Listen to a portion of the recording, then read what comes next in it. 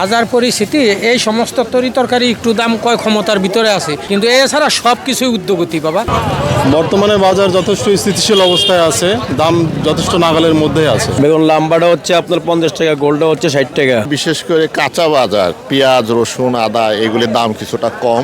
দুদিন আগে শুনছিলাম 60 টাকার কিনছি, এখন 180 টাকা ডজন।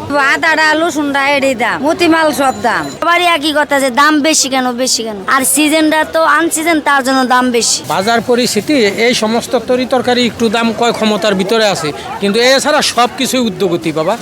কোনো জিনিস এছাড়া তেল বলেন, অন্যান্য ডাল বলেন, সব সামগ্রীর ভিতরে অনেক। বর্তমানে বাজার যথেষ্ট স্থিতিশীল অবস্থায় আছে, দাম যথেষ্ট নাগালের মধ্যে আছে, বাজার করে শান্তি পাওয়া যাচ্ছে।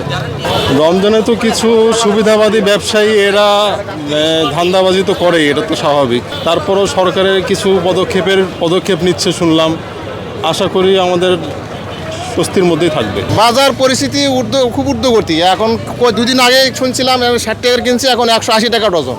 লেবু 180 টাকা ডজন। দুদিন আগে কিনছি 60 টাকা ডজন, কিন্তু এখন তো 180 টাকা চাচ্ছে। সামনে রমজান, এই উপলক্ষে হয়তো বা এখন বেশি মনে হচ্ছে। আমরা তো আর দাম কমাইতে পারি না।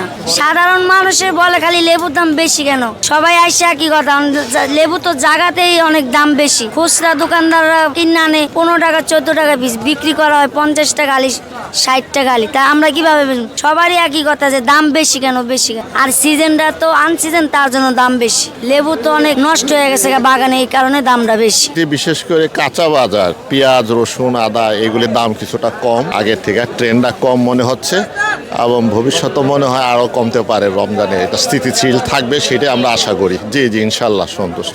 আমার মনে কি আদাটা রসুনটা এরই দাম, মতিমাল সব দাম। মানে আলু আর পেঁয়াজ কম, তরকারি কম, মানে আদা রসুন সব দাম। রমজানের একটা উচিলা, এই চাল তেল, আজ তেলের দামও বাড়ছে, সব কিছুই বাড়তি। অনেক খালি চাইলের দামও বাড়তি, 80 টাকা কেজি, 90 টাকা কেজি চাইল।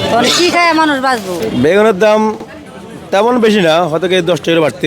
এখন কদিন পরে কত হয় সেটা উপরওয়ালা জানে, আর আড়তওয়ালা জানে, আমি জানি না।